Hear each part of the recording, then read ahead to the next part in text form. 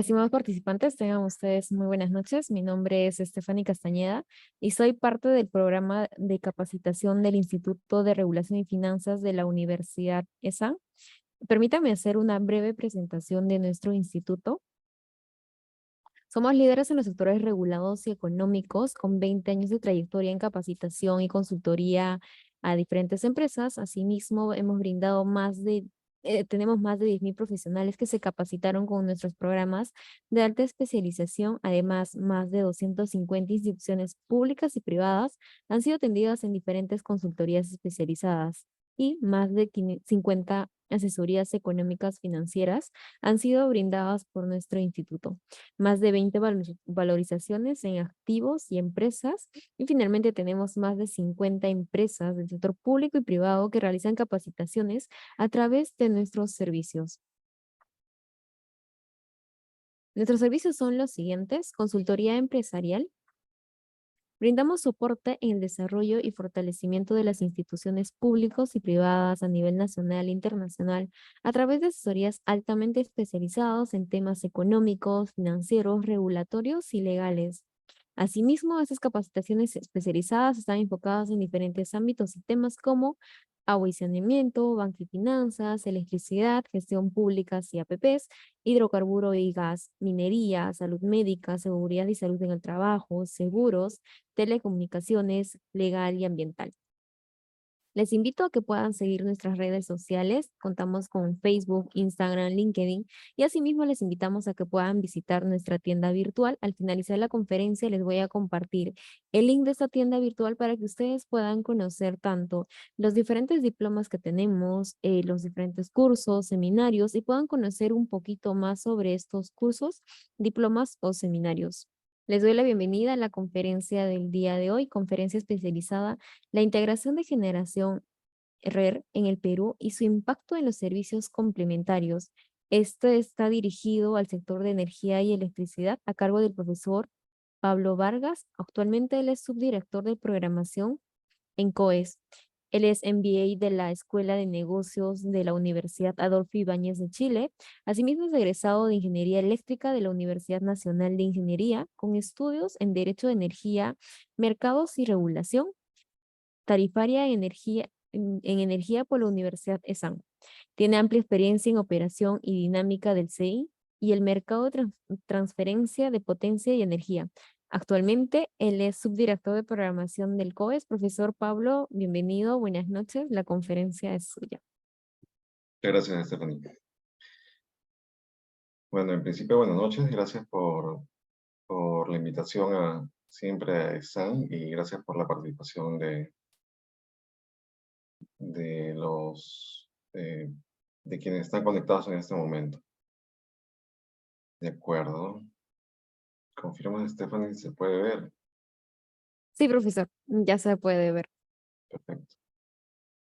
Ok, bueno, tal como me había presentado Stephanie, soy subdirector de programación en el COES, el Comité de Operación Económica del Sistema Interconectado Nacional, quienes actuamos exactamente en esa misión de coordinar y operar el sistema eléctrico nacional, ¿no? La generación, la transmisión y en última escala los usuarios libres o usuarios regulados. En esta charla, en esta ocasión, vengo a presentarle lo que son los servicios complementarios. Es posible que muchos ya conozcan esta definición.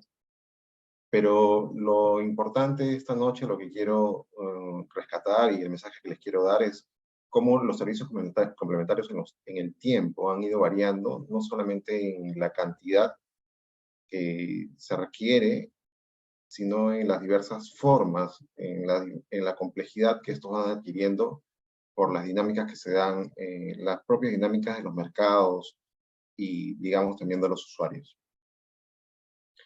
Entonces, para contextualizar, quiero presentarle esta imagen en la que se pueden ver el comportamiento de la demanda a lo largo del día para un 27 de mayo del 2018 en California, y el mismo comportamiento de la demanda, pero para un 16 de abril de 2023. Cuando hago mención al comportamiento de la demanda, en realidad esto es relativo porque esta curva que observamos aquí en realidad es un efecto, es una consecuencia neta del comportamiento no solamente de la demanda, sino de la generación renovable no gestionable, la generación renovable variable. Entonces, lo que podemos observar en esta curva del 2018 es lo que se conoce, pero era bastante común en ese tiempo, o hace algún tiempo, hablar de la curva del pato, ¿no? Si podemos observar en el eje X, podemos observar la duración de un día de 24 horas, medianoche, hasta la siguiente medianoche, ¿no? En este eje podemos identificar las 24 horas del día. Y lo que se observa es que al mediodía existe una caída de la demanda, y nuevamente resalto que la demanda entre comillas, porque no es que los usuarios dejen de consumir menos, sino que el efecto neto entre la energía que es inyectada por la generación renovable no convencional, la generación renovable variable y la demanda nos produce este efecto para el sistema, ¿no? Neto se visualiza como una reducción de la demanda. Y una reducción de la demanda que en esta época, en el 2018, ya presentaba como primera característica la profundidad a la que llegaba. Estábamos hablando de alrededor de 16.000 megavatios, en las que estaba al inicio del mediodía, para llegar al mediodía alrededor de 7.500, ¿no? Es decir, alrededor de 10.000 megavatios que se reducían en un periodo del día algo corto, para luego retomar a valores anteriores e incrementar como es el comportamiento natural y común que se da durante la noche, ¿no? Entonces, esta magnitud, por la figura, por el perfil que representaba, se conocía como la curva del pato, y principalmente se daba, y se da en algunos sistemas todavía, por el incremento de generación solar.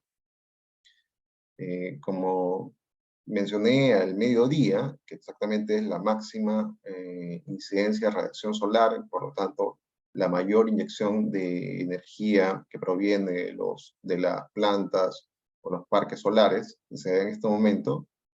Por lo tanto, la necesidad de otro tipo de generación se reducía. Y esa es la consecuencia de esta curva. Ok, pero ¿qué ha sucedido en 2023? En el 2023, la curva del pato se convirtió en la curva del cañón. El primer cambio que se identifica es la profundidad de la caída. Estábamos hablando que el 2018 aún existía una demanda que venía siendo atendida por generación convencional, generadores térmicos, hidroeléctricos, a un punto en el mediodía en el que toda la demanda del sistema fue atendida exclusivamente por generación renovable, ¿no? Y con mayor participación de generación solar. Por eso es que esta caída se da al mediodía. Entonces, la característica que salta a la vista, y por eso el cambio del nombre del fenómeno, es la curva de cañón. Y como consecuencia, la otra variable que recibe también un cambio es la velocidad a la que cae. Estamos hablando que el Sol sigue saliendo en el mismo periodo del día que el 2018, pero en cantidad resulta ser mucho mayor la presencia de generación solar. Por lo tanto, la caída desde el nivel anterior a la presencia de la generación solar hasta el punto máximo de generación solar, resulta ser en el mismo tiempo, resulta ser tener una pendiente mucho mayor.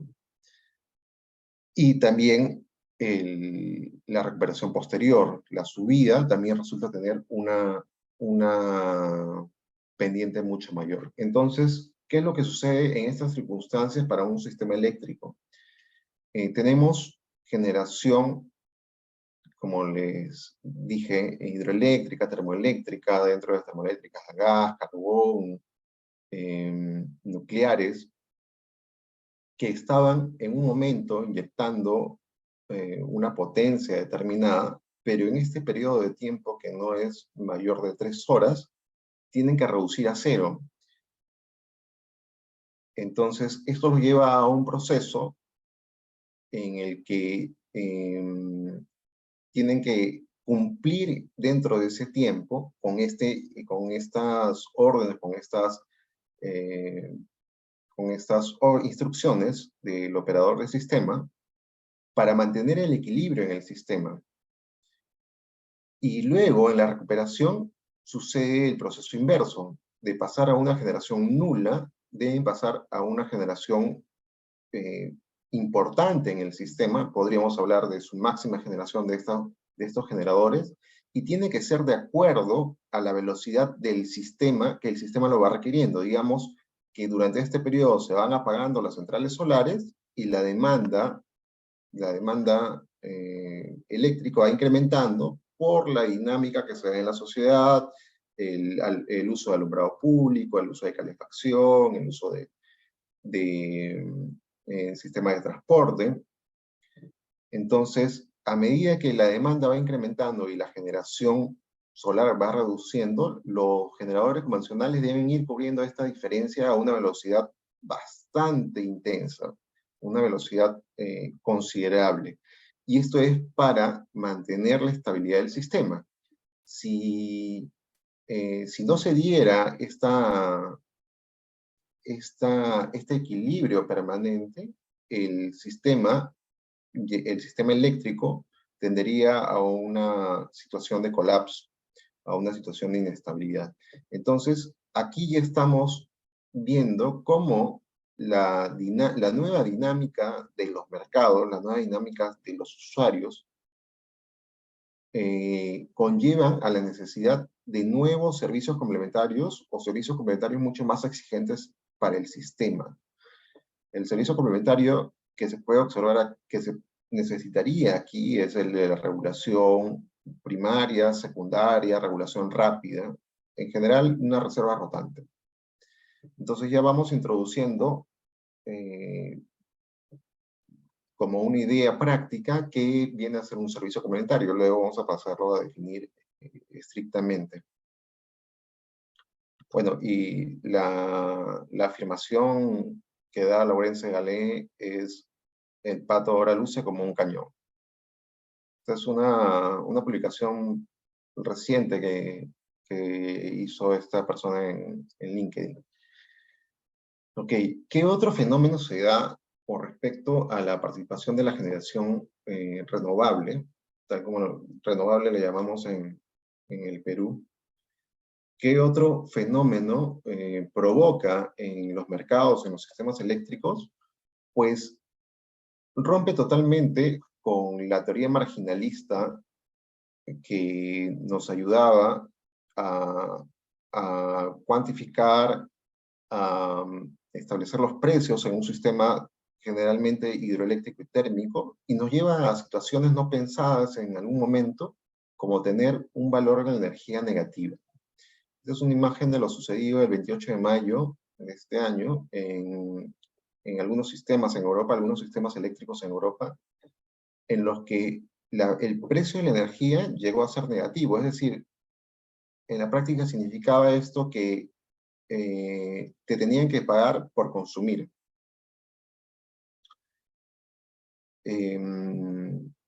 Totalmente contradictorio, no es natural en la lógica de un mercado que el consumidor tenga que recibir una compensación. Pero tal como están diseñados los modelos, tal como están diseñados los mercados hasta el momento, esta es una situación posible, que el precio de la energía resulte ser negativo.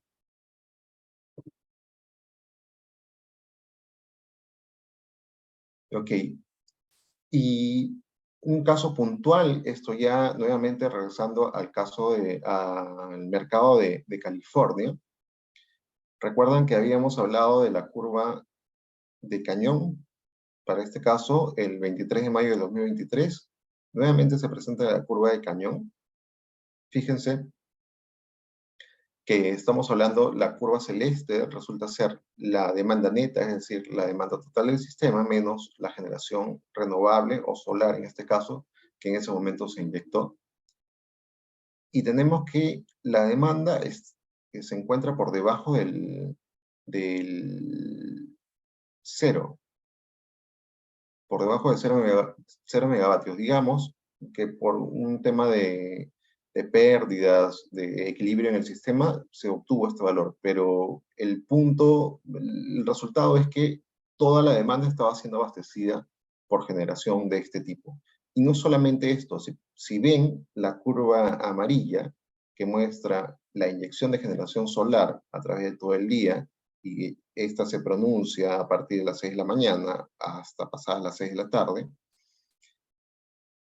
esta curva de menor intensidad amarilla muestra que había mucha más capacidad solar todavía, mucha mayor disponibilidad de energía que provenía de plantas solares, pero que en el sistema no eran necesarios. Entonces se tuvo que dar un efecto de vertimiento, curtailment. Solamente fue usada la magnitud que señala la curva amarilla de color intenso, porque el resto ya no era necesario en el sistema, era un exceso. ¿Y esto qué impacto tuvo en el sistema eléctrico como un sistema eléctrico de potencia? O refiriéndonos a las máquinas, a los activos, el impacto que tuvo es mayor requerimiento de servicios complementarios, por un lado. Y el impacto que tuvo en el mercado es nuevamente lo que habíamos mencionado en la diapositiva anterior. Precios por debajo del cero, precios negativos de la energía, pasando de $55 por megavatio hora en la mañana a menos $6 por megavatio hora al mediodía. Nuevamente, este valor negativo significa que el usuario debería recibir una compensación, un pago por el uso de la energía. Y pasamos a la hora de la noche en la que la energía sube a $87. $87 por megavatio. ¿Por qué esta diferencia de los extremos? Porque, como es obvio, en la mañana antes de las 6 de la mañana y en la noche pasada las 6 de la noche, pasadas las 18 horas, ya no contamos con el recurso solar. Entonces, ese es el motivo por el que se presenta en este sistema este comportamiento de caídas tan intensas en el consumo y en los precios, y la presencia en exceso de generación solar. Ok, para graficar e ir acercándonos mucho más al concepto de servicios complementarios, como mencioné hace un par de diapositivas, es necesario que el sistema se encuentre en un equilibrio constante entre la generación y la demanda. La peculiaridad que tiene el negocio eléctrico, el que tiene los sistemas eléctricos y como consecuencia el mercado y los negocios eléctricos, es que se necesita un equilibrio constante. En los mercados de commodities, uno puede almacenar, no es tan caro almacenar como por ejemplo los granos o los minerales, los puedes almacenar. Hay lugares para almacenar esto, no resulta ser muy caro, para poder utilizarlo en otra temporada en la que la demanda eh, podría incrementarse. En el sistema eléctrico, esto no resulta ser todavía muy económico. Existen sistemas de almacenamiento, sí, que nos permiten llevar la energía que se ha producido, por ejemplo, lo que sucedió en California, se ha producido en exceso o se pudo haber producido en exceso al mediodía, llevarlo a otra hora del día en la que sea más útil. Pero, como les digo, estos sistemas no resultan ser todavía viables económicamente porque aún resultan ser caros. Pero el propósito de tener, de que se dé esta caída, el origen de que se dé esta caída de la generación, de esta caída de la demanda y este incremento de la generación, es que se necesita un equilibrio constante e instantáneo, ¿no? Son dos palabras muy importantes, constante e instantáneo. Nuevamente digo, no es posible postergar el abastecimiento de la demanda a otro momento del día, y no es posible que este equilibrio se pierda por algún momento y luego lo recuperemos. O sea, no es una opción. El sistema siempre debe estar en equilibrio, la generación y la demanda. ¿Y cuál es la variable que se observa en los sistemas para medir el equilibrio de la generación y la demanda? Es la frecuencia eléctrica. Si tienen, si en alguna oportunidad han visto o conocen cuál es la característica de nuestro sistema eléctrico opera en 60 Hz, es decir, 60 ciclos por segundo. En caso se desvíe hacia un valor mayor a 60, eso significa que hay un desequilibrio. Y el desequilibrio se estaría dando por la generación. Hay mayor generación que demanda. Por el contrario, si la frecuencia del sistema eléctrico se desvía a un valor inferior a 60 Hz, nos da la indicación de la existencia de un desequilibrio, pero por el otro lado, lo que indica en ese momento es que la demanda es mayor a la generación. Entonces, ¿cómo conseguimos en un sistema tan dinámico y que cambia tantas veces en segundos y a lo largo del día, cómo conseguimos este equilibrio constante? A través de los servicios complementarios. Los servicios complementarios nos permiten cumplir con una necesidad de los sistemas eléctricos, una necesidad natural de los sistemas eléctricos. No existe un sistema eléctrico que no cumpla, no existe un sistema eléctrico que no cumpla con esta regla. La diferencia puede radicar en el nivel o en el valor que eligen para operar. El sistema eléctrico peruano opera en 60 Hz, hay sistemas eléctricos como el chileno, que operan a 50 Hz, ¿no? Y tenemos sistemas en Europa que operan a 50 Hz, sistemas americanos en 60 Hz. ¿Ok?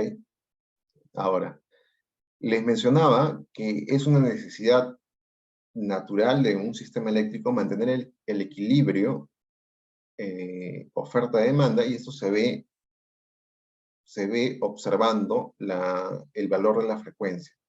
Para el sistema peruano es 60 Hz.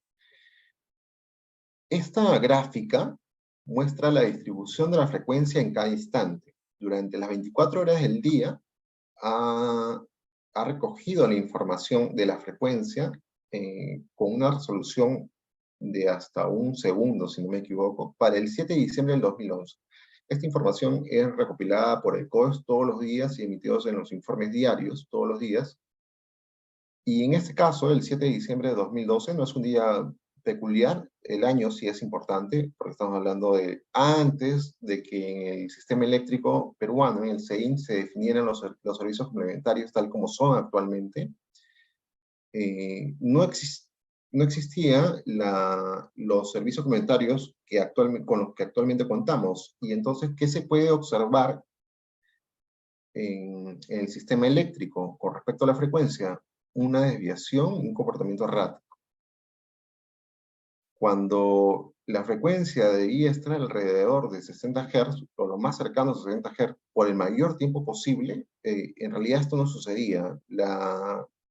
Los puntos de mayor incidencia, o los puntos alrededor de los cuales, o los valores alrededor de los cuales se acumulaba la frecuencia más veces en el día se encontraba entre 59,8 y entre 60,15. O sea, estaba por debajo de 60 Hz y estaba por encima de 60 Hz la mayoría del tiempo. Cada curva, cada color representa un periodo del día. El día lo dividimos en 3 espacios, en 3 segmentos, la mínima demanda, la media demanda, la máxima demanda. Entonces, no había mucha diferencia. En la mínima demanda siempre estábamos cercanos por debajo de 60, o la mayoría de veces estábamos por debajo de 60. En la media demanda era una curva plana, estaba alrededor de 60, pero no había mayor incidencia de 60. Y en la máxima demanda estábamos por encima de 60 Hz. Entonces, esto sucedió en el sistema por mucho tiempo, y para nosotros estamos hablando del año 2011. Para el sistema esto era normal, convivíamos con esto, y la razón de tener este comportamiento en la frecuencia era que contábamos con pocos servicios complementarios y en pequeña magnitud. ¿Ok? Pero el 2014, alrededor de 2014, el 2015, se dan cambios a nivel regulatorio. Se implementan, se ponen a disponibilidad nuevos servicios complementarios, algunos obligatorios.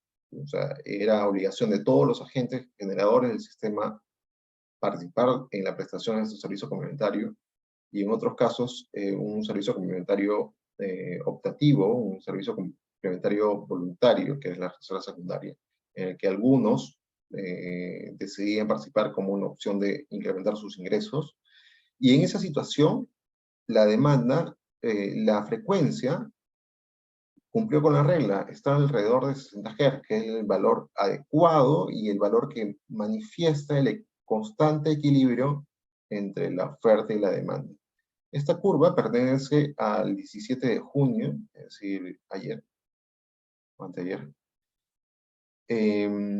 Y tenemos anteayer, sí, y tenemos el documento, que es el informe, el IOD número 168 del año 2003, ¿no? Entonces podemos ver cómo el incremento de servicios complementarios, tanto en número como en magnitud, nos permitieron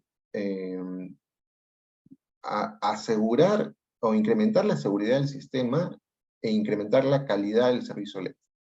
Esta gráfica está simplificada en esta tabla de manera numérica, y podemos ver que alrededor de 60,2 de la frecuencia de 60,2 Hz y 59,8 Hz se encuentra casi el 100% del tiempo. ¿Okay? Existen pequeñas desviaciones que llevan al sistema a estar por encima del 60,2, pero estamos hablando del 99,99% para el caso de la media demanda, en el que la frecuencia estuvo en este rango, de 59,8 Hz a 60,2 Hz. ¿De acuerdo? Entonces, con esta muestra del uso y del beneficio de los servicios complementarios, podemos pasar a ya formalizar la definición de los servicios complementarios, y en este caso una definición de la Comisión Federal Reguladora de Energía en Estados Unidos nos dice que los servicios complementarios son aquellos servicios que son necesarios para apoyar la transmisión de capacidad y energía de los recursos a la carga, es decir, de la generación a la demanda, manteniendo al mismo tiempo un funcionamiento fiable, y esto es importante, la confiabilidad, un funcionamiento fiable del sistema de transmisión del proveedor de servicios de transmisión, de conformidad con las buenas prácticas de los servicios. Esta es una definición generalizada. Existen matices entre lo que se define como servicios complementarios dependiendo del sistema, dependiendo de la corriente también técnica que asuman los investigadores o la academia, pero en general las ideas fuerzas son el funcionamiento fiable y la transmisión de la capacidad de energía de la demanda a la generación. Con esta definición podemos ir a ver cuáles son los servicios complementarios que existen en el Perú. Y la definición de los servicios complementarios en el Perú está dada por la norma técnica de la coordinación de la operación en tiempo real, en la que además de establecer otras exigencias y otras obligaciones para los agentes, para el sistema eléctrico, para el COES, define a los servicios complementarios y establece que son la reserva rotante, uno de ellos, la regulación de frecuencia, la regulación de tensión y o suministro local de reactivos, y el servicio de los grupos de arranque rápido por emergencia, a reserva fría. Esto lo pueden encontrar exactamente en el numeral 6.1.1 de la resolución directorial número 014/2005 de la DG. Entonces, esta definición no ha cambiado, sigue siendo, actualmente, seguimos utilizando esta definición que se emitió en el 2005, pero utilizando esta definición se han desarrollado en el sistema eléctrico peruano, se han desarrollado y se han precisado cómo es cada uno de estos servicios. Entonces, les hablé que el 2014-2015 hubo un cambio en el número de servicios complementarios, y estos estaban exactamente, se encontraban dentro de lo que por definición se conoce como la reserva rotante y la regulación de frecuencia. En 2014 aparece la regulación primaria de frecuencia y la regulación secundaria de frecuencia. Son esos servicios los que permiten que la frecuencia ya no esté dispersa alrededor de 60 Hz y muestren intensidad en valores por encima y por debajo de 60 Hz, sino que se acumulen en el valor de 60 Hz y el 99.99% de veces se encuentre en este valor o muy cercano a 60 Hz. La regulación de tensión y el servicio de grupos de arranque rápido por emergencia son servicios complementarios que no han cambiado. No han cambiado. Lo que ha cambiado y lo que se ha ajustado es la forma en la que se presta, la forma en la que se compensa, la forma en la que se programa la necesidad y se hace uso, pero no ha cambiado el servicio complementario como tal. ¿Ok? Y podemos ver que aquí existen 4 servicios complementarios, pero si vemos qué sucede en otros lugares, como por ejemplo en Estados Unidos, podemos observar que en primera instancia la división de servicios complementarios, de los servicios complementarios, resulta tener otra forma, los separan, los agrupan de otra manera, y dentro de ellos existen unos números, servicios complementarios como tal más numerosos. Para mostrar una diferencia, la norma técnica de coordinación de la operación en tiempo real define solamente el servicio complementario de la reserva y la regulación, pero en Estados Unidos se tienen los servicios complementarios de contingencia, de reserva de contingencia, reserva de rampa. Recuerdan que les mencioné que por esa curva del pato o la curva de cañón, la reducción de la generación y el incremento de generación exigía al sistema eléctrico y exigía servicios complementarios, pues aparece el servicio complementario de rampa, exactamente, el que compensa esa caída rápida de la demanda para evitar que la frecuencia salga del valor de 60, tenemos este servicio complementario de rampa. En el Perú no contamos con ello. Y todavía el servicio de rampa se divide en secundaria y terciaria. ¿Ok? También existe una reserva de flexibilidad y una reserva regulante. Nosotros podemos decir que tenemos una reserva regulante y tenemos la reserva de contingencia. Tenemos la inercia, que no está definido como tal, como un servicio complementario, pero es una característica propia de un sistema eléctrico con generación convencional, repetimos, con generación que tiene una masa rotando, como la generación hidroeléctrica o las centrales hidroeléctricas, como la generación termoeléctrica. La regulación primaria, la regulación secundaria, y hasta ahí llegamos en el Perú. Conceptualmente y en otros países existe la regulación terciaria. Y además, también tenemos otros tipos de reservas que no solamente están vinculadas a la reserva operativa, sino tenemos, por ejemplo, la reserva de control de tensión o potencia reactiva, que es lo que vimos que también define la norma técnica de coordinación.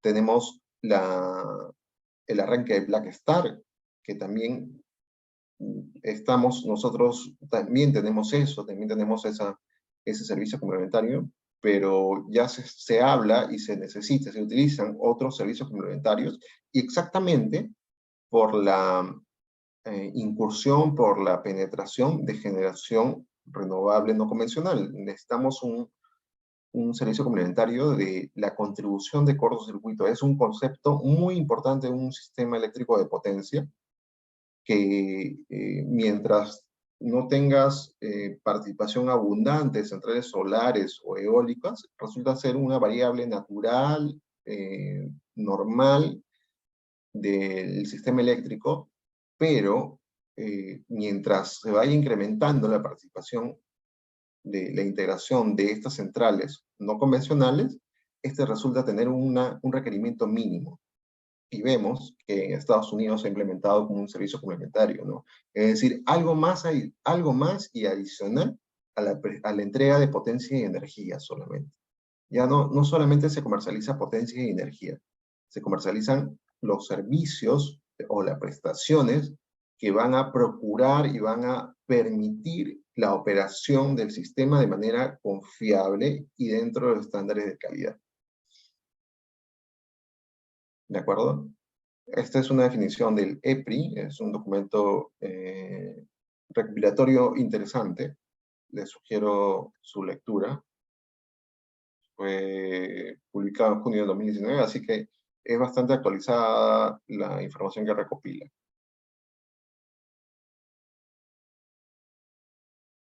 Bueno, esto se repite, ya lo había mencionado. Y quiero mostrarles con esta tabla cómo ha ido cambiando la necesidad de RPF y RCF en el sistema.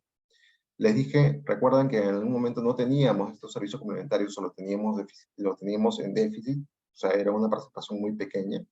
Pues en la información histórica que tenemos en el COES, que en realidad es pública, ustedes pueden acceder, porque cada año se publica un estudio que determina cuál es la necesidad de estas magnitudes para cada temporada del año. El año se divide en 2 temporadas en función a la disponibilidad de recurso hídrico, porque nuestro sistema fue y sigue siendo hasta ahora un sistema hidrotérmico con importante participación de las centrales hidráulicas. Entonces, nuestro año se planifica en función a 2 temporadas. La temporada de lluvias, la venida, y la temporada de falta de lluvias, de estiaje, ¿no? Que cada una abarca aproximadamente un semestre. Entonces, podemos ver cómo ha sido la evolución de la reserva primaria de frecuencia en el CEIN desde el 2016 hasta el 2023. Podemos ver en la época de venida valores alrededor del 3%, en la época de estiaje valores alrededor de 2%, con algunos incrementos, 2.4, 2.5. Y en los años siguientes, valores similares, la misma tendencia. En la temporada de venida, una necesidad mayor que en la temporada de estiaje, Pero el año 2023 surge un resultado atípico. Y esto es porque el, el procedimiento que se utiliza para el cálculo de estos valores es un procedimiento COES, en el que nos indica que debemos recoger información histórica de lo sucedido en años anteriores sobre eventos de desconexión de generación que hayan provocado un impacto en el sistema en la pérdida de carga. Es decir, hubo una desconexión de generación que impidió que ese equilibrio constante de la oferta y la demanda se mantuviera, y por lo tanto la frecuencia se desvió de los 60 Hz a valores inferiores. Entonces, en esta recopilación de información de años anteriores, resulta que lo que sucedió en el 2022, el 2021, que son los años de análisis, estos eventos que provocaban esta situación inestable en el sistema, o esta situación de pérdida de operar por debajo de 60 Hz, disminuyeron. O sea, el 2021 retrocedíamos 2 años y todavía hubieron eventos que provocaron la variación de la frecuencia de manera abrupta, pérdida de demanda, pero cuando hacemos el proceso de revisión del año 2023 y tomamos información de 2022 y 2021 para hacer este análisis, se observa que estos eventos habían reducido. Pero no tuvo que ver en esta reducción el ingreso de generación renovable o el ingreso de generación convencional, sino el ingreso de nuevas redes de transmisión. Entonces aquí el concepto engloba y cierra, ¿no? O sea, los servicios complementarios tienen que dar la capacidad del sistema de transmitir de manera confiable la energía y potencia desde los generadores a los usuarios. Entonces,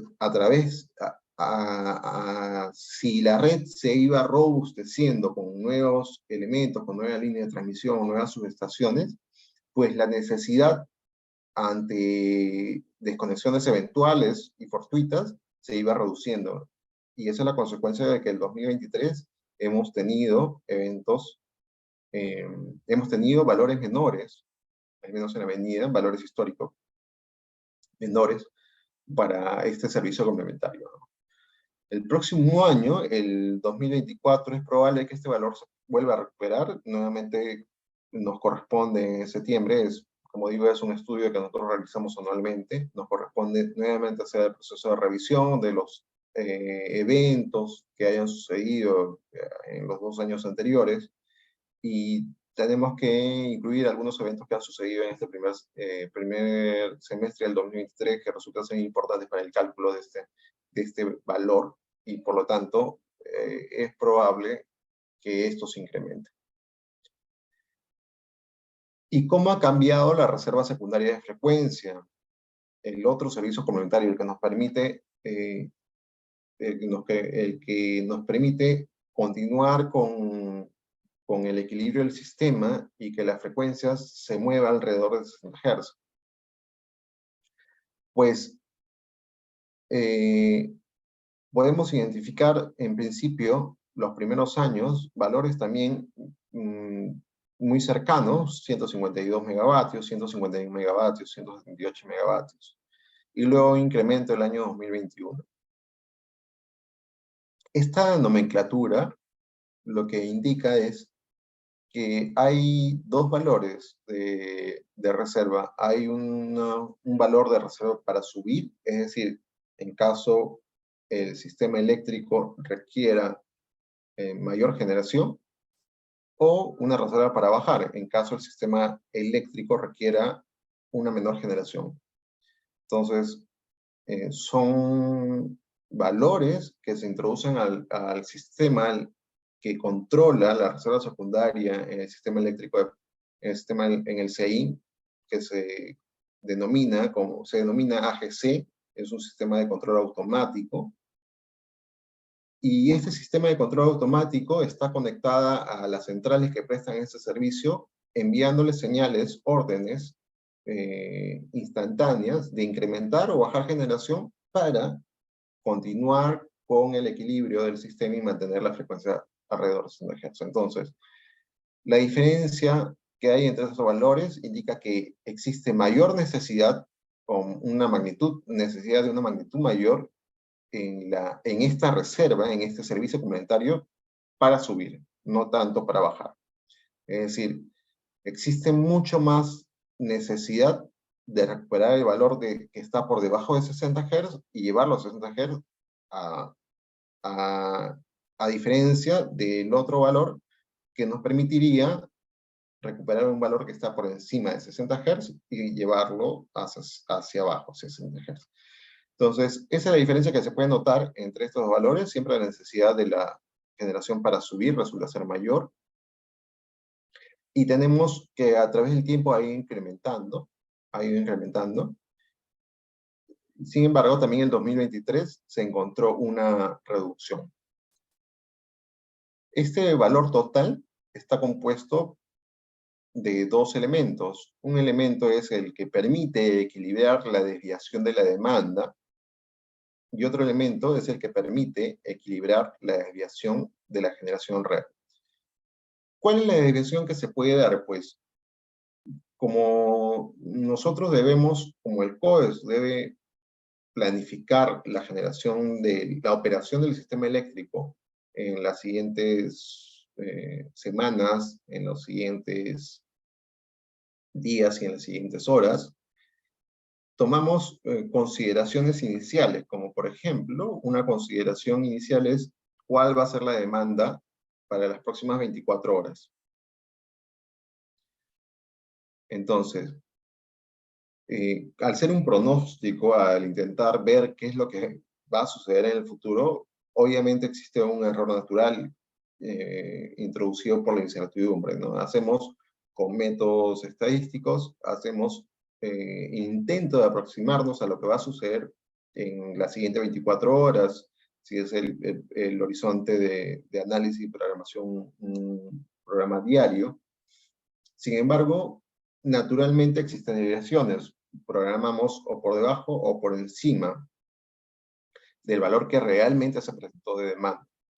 Entonces, para cubrir esas desviaciones y que el sistema eléctrico se mantenga en equilibrio nuevamente, es que se determina esta magnitud de 108.7 megavatios, por ejemplo, y 77.3 megavatios, para poder equilibrar las desviaciones que se presentan, es decir, digamos, el error que hubo entre la programación y lo que realmente se ejecutó.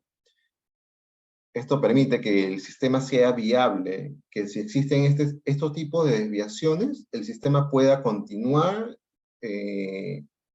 funcionando, pueda continuar siendo confiable y pueda continuar abasteciendo la energía, abasteciendo la demanda en las condiciones de calidad exigidas.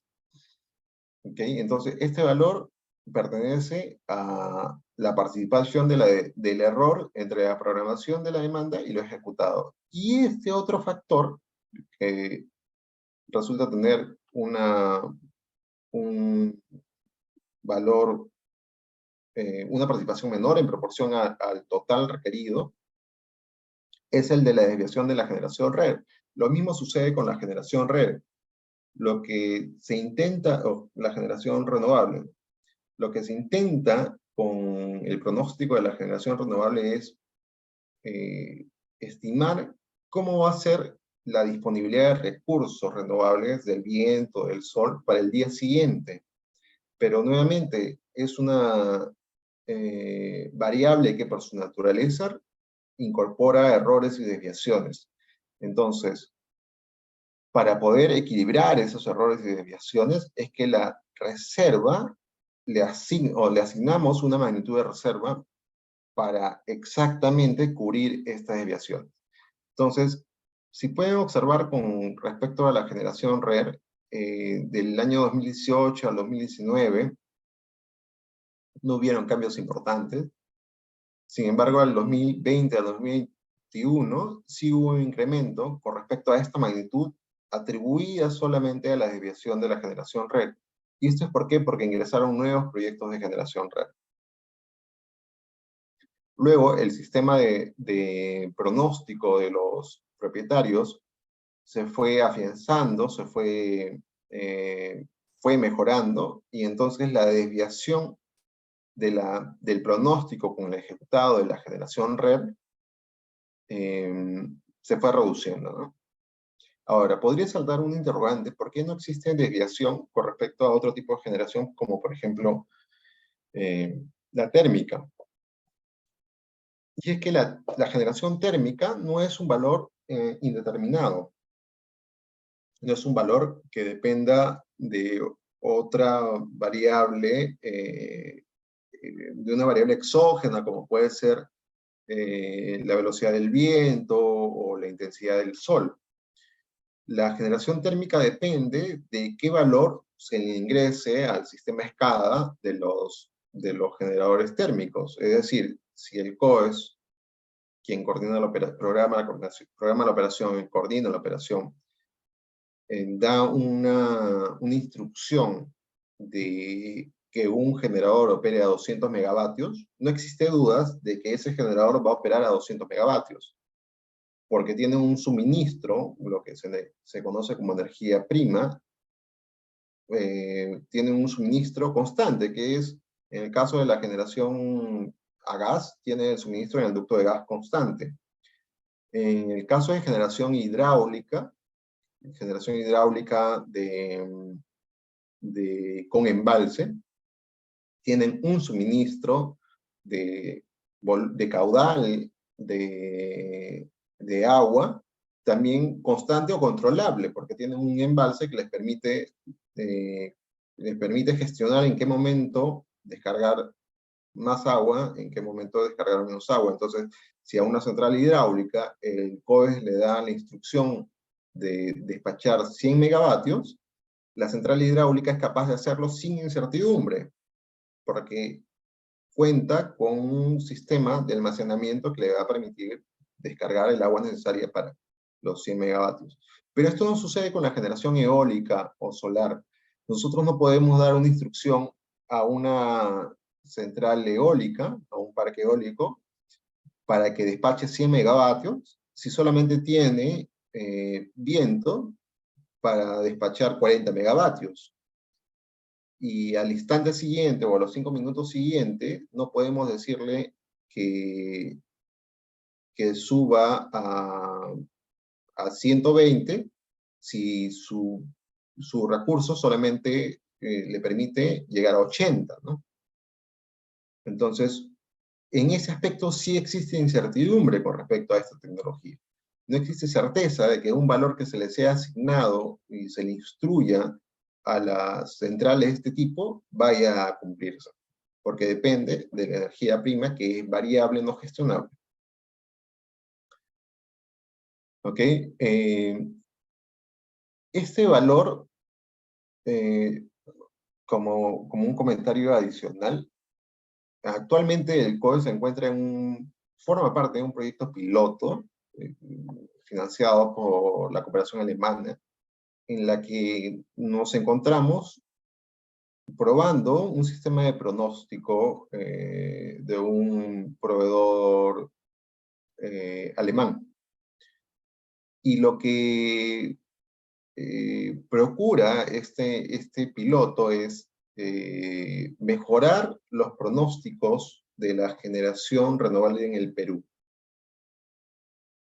y como consecuencia, reducir estas magnitudes de la necesidad de potencia o la necesidad de reserva que cubra estas divisiones que se presentarían entre lo programado, lo planificado y lo que sucede en el tiempo real. Como el año 2023, esto también resulta ser histórico, resulta recoger información histórica para poder determinar los valores necesarios para el año. Es probable que el año 2024, cuando hagamos la revisión de la información para el año 2024 y recogemos información de los años anteriores, este factor de la desviación red se reduzca, porque la incertidumbre y los errores se han reducido con este sistema, ¿no? Hemos comenzado en febrero con este piloto. Está Está pensado y el acuerdo es que hasta diciembre tengamos en funcionamiento este sistema piloto. Entonces, está funcionando hasta ahora. Estamos teniendo mejores resultados que lo que obtuvimos el año pasado sin tener este sistema.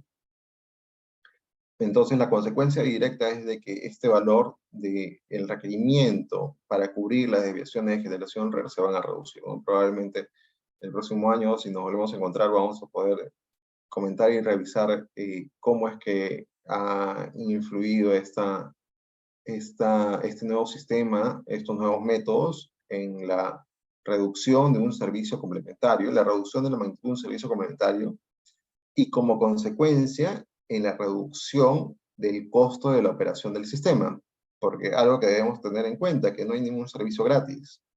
En la regulación primaria de frecuencia, si bien es cierto, es un servicio obligatorio, un servicio complementario obligatorio, es decir, todos los agentes del sistema, todos los generadores del sistema, excepto la generación red, debe prestar este servicio y no es remunerado, es decir, no reciben un pago por la prestación de este servicio, pero cuando haces la suma total en el sistema, eh, hay otras centrales que tienen que producir un poco más y un poco más caro.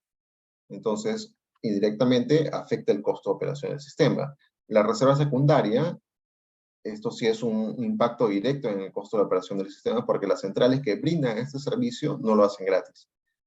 Eh, tienen ingresos, cobran del sistema por brindar el servicio, obviamente cumpliendo con estándares de calidad, por lo tanto el costo de la operación se incrementa, ¿no?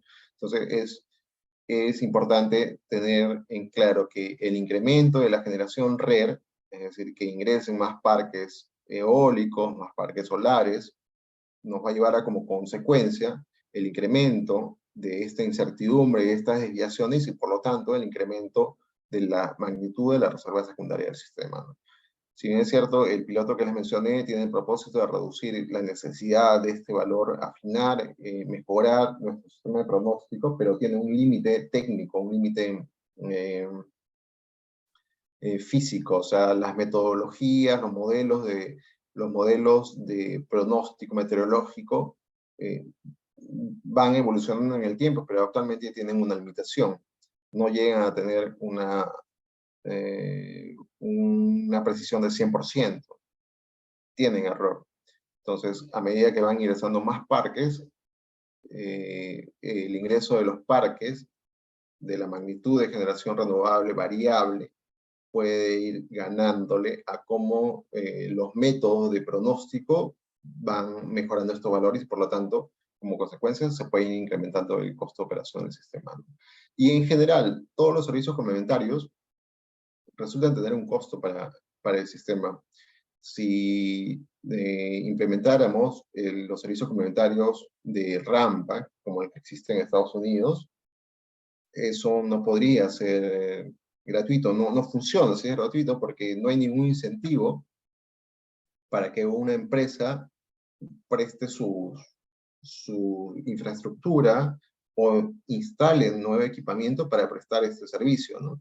Por eso es que se desarrolla no solamente la tecnología, sino también mercados que incentiven el ingreso de estos nuevos servicios, de estos nuevos productos por parte de los agentes participantes del mercado y mercados que liquidan y generan los ingresos necesarios para estas empresas para hacer sus intereses y sus eh, expectativas económicas, ¿no?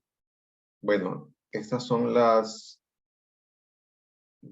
presentación que tenía preparada para ustedes. No sé, Stephanie, si podemos pasar a las preguntas. Sí, profesor, ¿qué tal? Tenemos algunas preguntas al interno, súper la conferencia del día de hoy, igual a todos los participantes.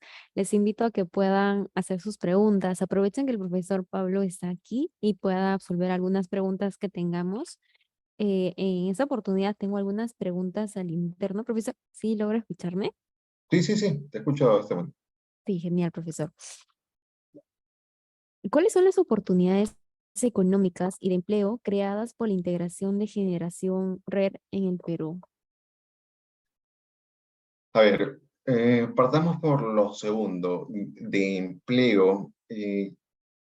Lo que tiene, la característica tiene la generación RER, que es intrínseca a su naturaleza, o sea, tenemos que tener en cuenta que el concepto de generación RER, de aprovechar el recurso eh, eólico, el recurso solar, existe desde el siglo XX, ¿no? Estamos hablando de 1900.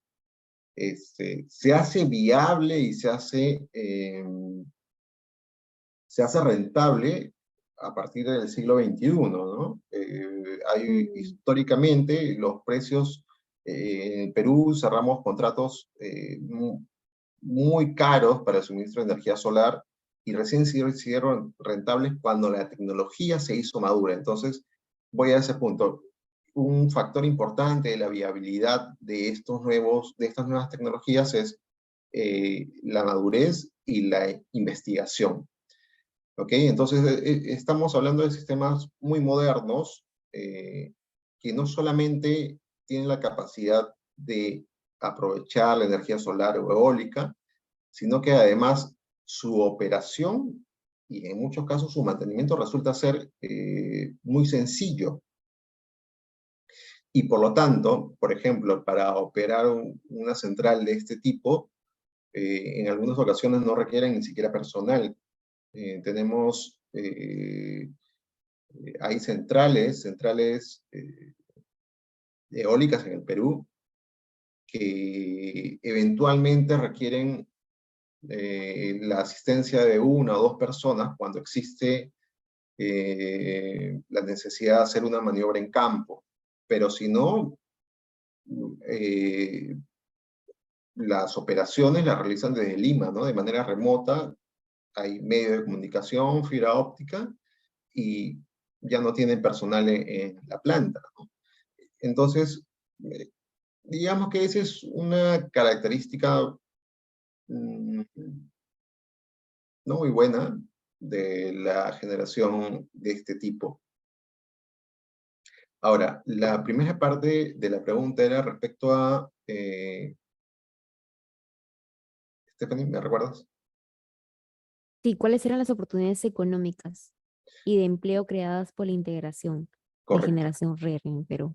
Lo de empleo, espero haber sido claro, o sea, lo más intenso de recursos de personal en este tipo de actividades es en la fase constructiva, que generalmente dura entre 18 y 24 meses, ¿no?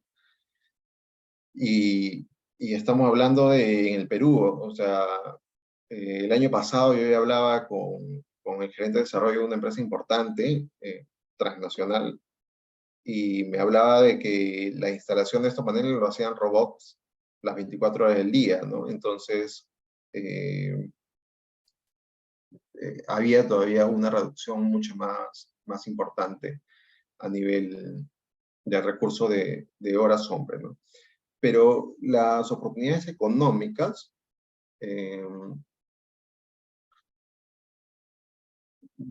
como en el país estamos todavía, a pesar de que ha pasado bastante tiempo, les hablo del siglo XXI, hablando del 2000, nosotros ya Ujú. estamos actualmente 2023, pero en el Perú todavía estamos retrasados con respecto a la participación de esta generación y todas las necesidades. A nivel macro, las oportunidades económicas resultan estar para agentes que participan en este ecosistema, ¿no? Digamos, empresas generadoras, empresas proveedoras de servicios de las empresas generadoras, y la sofisticación de la tecnología, la modernización de la tecnología, da oportunidad a la creación de nuevos productos, pero a ese nivel, ¿no? A nivel de generadores que desarrollen productos como por ejemplo,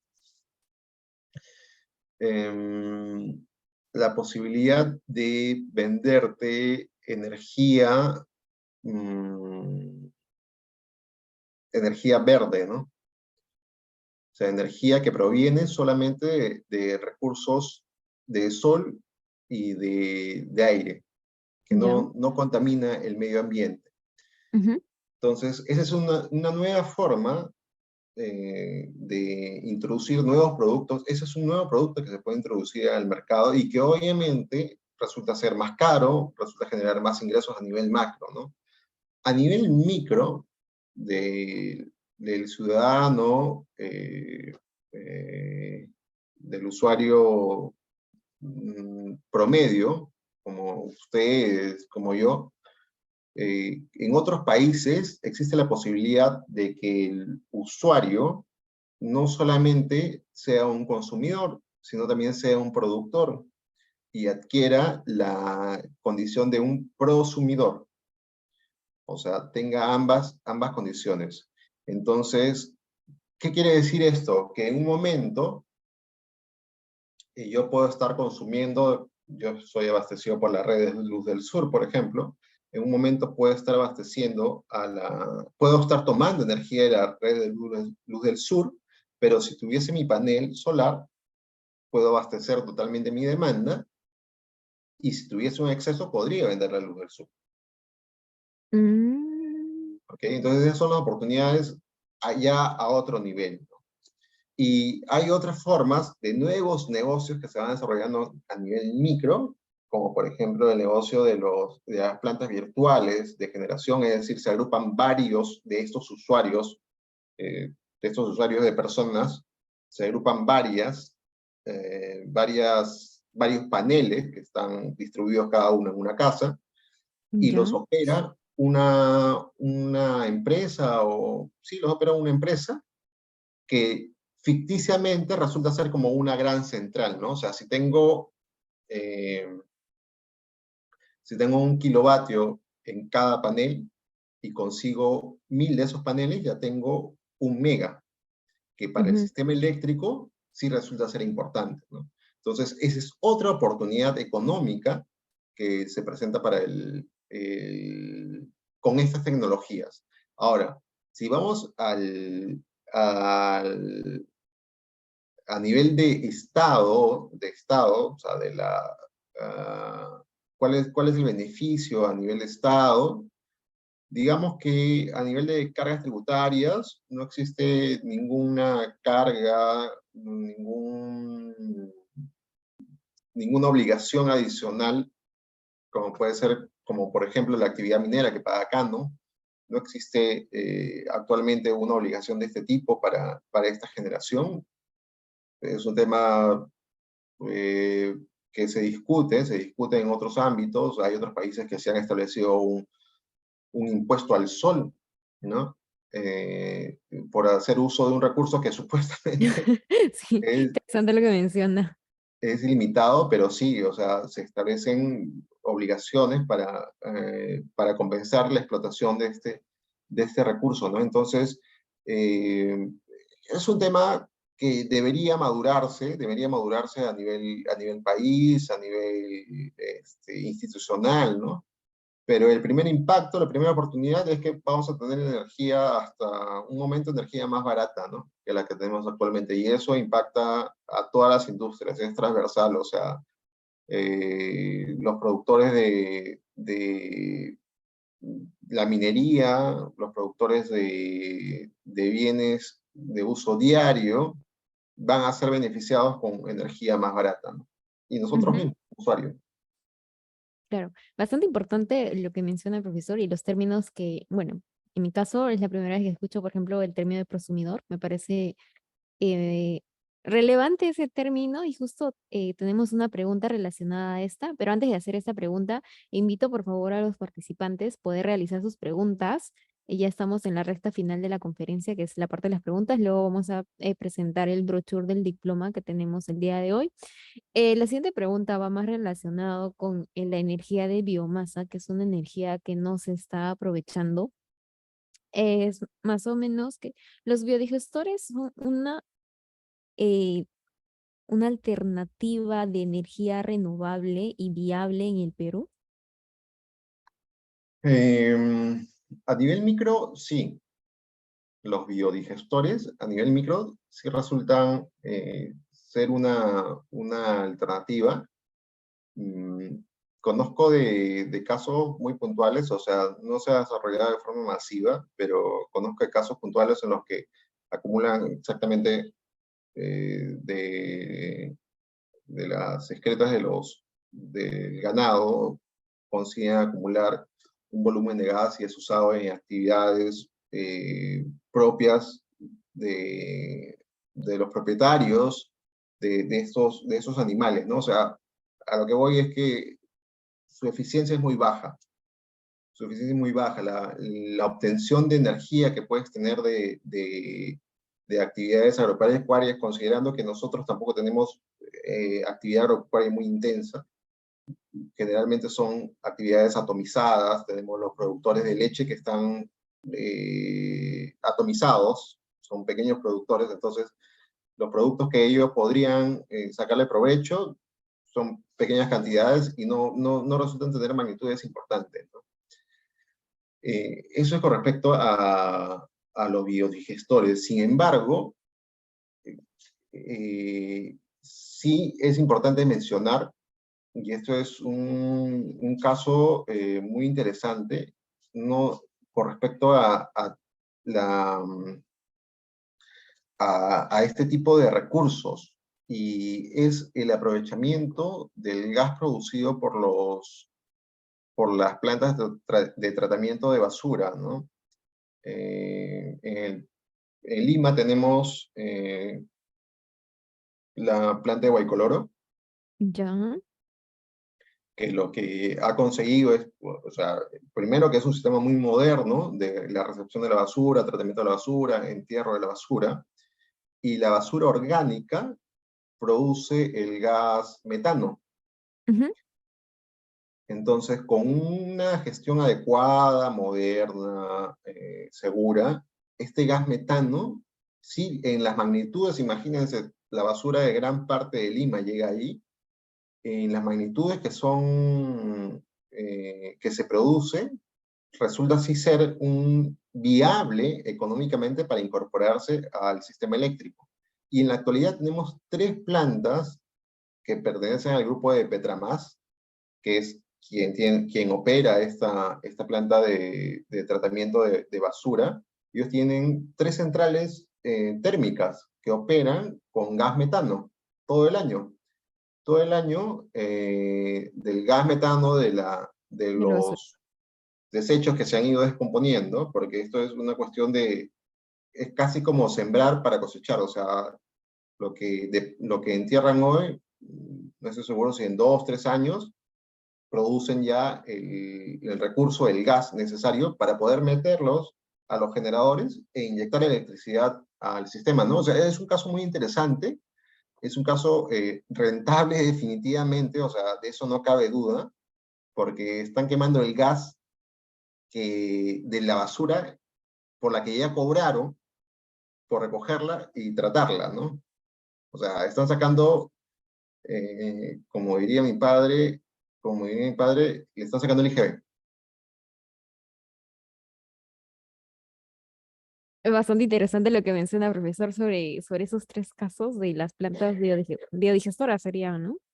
No, estas ¿O son no? plantas, o sea, no biodigestores exactamente porque, por la tecnología y por el origen, ¿no? Estas son eh, plantas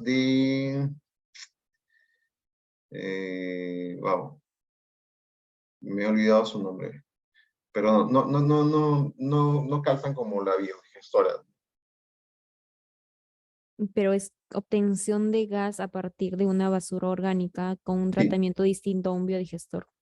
ujú, sí, sí, sí.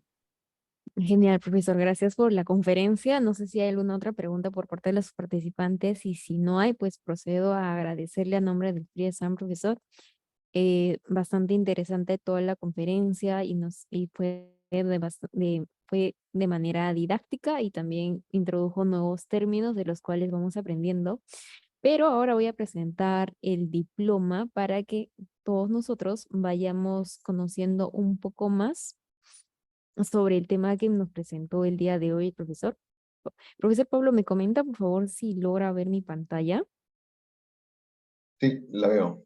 Perfecto, profesor, gracias. El diploma de especialización de regulación de mercados energéticos de corto plazo. Nuestros docentes especializados son los siguientes: el profesor Edwin Quintanilla, Rosendo Ramírez, el profesor Roberto Tamayo, Arturo Okomura y el profesor que nos acompañó el día de hoy, Pablo Vargas, serán los encargados de poder dictar todo este diploma y poder acompañarlos a lo largo del diploma si ustedes están interesados en poder llevar este diploma de regulación y mercado energético de corto plazo. El perfil de participante pues está dirigido a todos los profesionales que se desempeñen en áreas comerciales de empresas de generación, de compra de energía de grandes consumidores o distribuidores y funcionarios públicos con conocimiento en el mercado de generación de electricidad. La duración de esta son 45 minutos. El diploma de estos son 100 horas lectivas, 45 minutos cada uno. La modalidad es transmisión en vivo. Las clases virtuales se llevarán a cabo a través de nuestra plataforma educativa. El certificado de esta, pues a todos los alumnos que cumplan satisfactoriamente con los requisitos del programa, recibirán el diploma de especialización en regulación y mercado energético de corto plazo, expedido por la Universidad ESAN.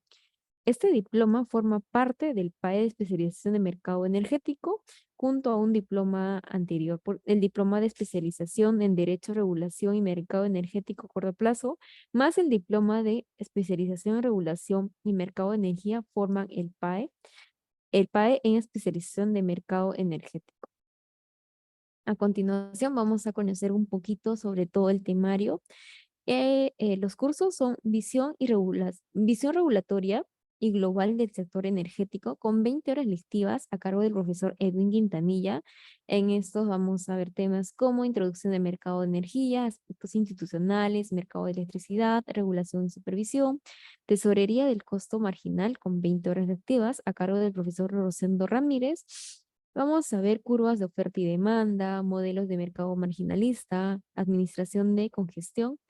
Tenemos el curso Modelo de Diseño de Mercado a cargo del profesor Pablo Vargas, el profesor que nos acompañó el día de hoy, con 20 horas lectivas. En esta vamos a ver conceptos básicos del mercado, procesos de liberación, funciones y necesidades de los mercados eléctricos, el mercado pool, el mercado del día previo, precios únicos y precios nodales, servicios complementarios, market monitoring, con 20 horas lectivas a cargo del profesor Roberto Tamayo. Vamos a ver fallas de mercado potenciales en mercado de corto plazo, medición del poder mercado en MSP, mecanismos para contrarrestar el poder del mercado MSP. Finalmente tenemos el curso Nuevo Modelo de Mercado de Corto Plazo en el Perú con 20 horas lectivas a cargo del profesor Arturo Okomura. En esto tenemos temas como teoría marginalista, productos que se comercializan en el mercado mayorista, potencia, energía y servicios complementarios, regulación secundaria y frecuencia, contratos a largo plazo. Si bien es cierto, en esta oportunidad estamos leyendo de manera rápida, pero para que ustedes puedan revisar de manera detallada todo lo que tiene el diploma, les voy a pasar el link a través del chat para que ustedes puedan descargar este brochure y poder leerlo. Y también puedan conocer a nuestra plana docente. Tenemos al profesor Edwin Quintanilla, que tiene un PhD en Management Science en la Escuela Superior de Administración y Dirección de Empresas, ESADE, España. Es magíster en Administración de la Escuela de Administración de Negocios para Graduados de la Universidad ESAN, ex viceministro de Energía del Ministerio de Energía y Minas, ex asesor de la presidencia de Ocinermin. Actualmente es gerente de supervisión de energía en Ocinermin. El profesor Pablo Vargas, el profesor que le conocieron el día de hoy, MBA de la Escuela de Negocios de la Universidad Adolfo Ibáñez. Él es egresado de la Universidad Nacional de Ingeniería. Actualmente es subdirector de programación en el COES. El profesor Arturo Okomura, abogado de la Universidad de Lima, magíster en Finanzas y Derecho Corporativo de la Universidad ESAM. Actualmente se desempeña como jefe de Departamento de Gestión Jurídica y Regulatoria de Comité de Operación Económica del Sistema Interconectado Nacional, COES y SINAC. Tenemos al profesor Rosendo Ramírez, él es doctor en Economía por la Universidad Fordham, Estados Unidos, doctor en Gobierno y Política Pública por la Universidad San Martín de Porres. Actualmente es director de investigaciones en negocios globales inteligentes, Neglisac. El profesor Roberto Tamayo, MBA por la Universidad Politécnica de Cataluña, España, ingeniero mecánico electricista de la Universidad Nacional de Ingeniería, con más de 20 años de experiencia en el sector energético, ha sido director general de electricidad del MINEN, director de Carelec, ha ocupado puestos de liderazgo en COES o CINERMIN y docente universitario y ponente en foros nacionales e internacionales. Les invito a que puedan em, descargar este brochure y asimismo puedan dejar su participación o registrar su participación en el link que les voy a pasar en estos momentos. Por el chat acabo de pasar 3 links. El primero de ellos es para que puedan registrar su participación. Y el siguiente es si ustedes necesitan o desean obtener un certificado por la asistencia del día de hoy, a la conferencia del día de hoy, tienen los pasos a seguir en el siguiente link que se les está adjuntando. Y finalmente tienen el link para poder descargar el brochure y poder conocer todo el diploma, puedan conocer a nuestros docentes y todos los cursos. Les invitamos a que se registren y los invitamos en nuestros diplomas.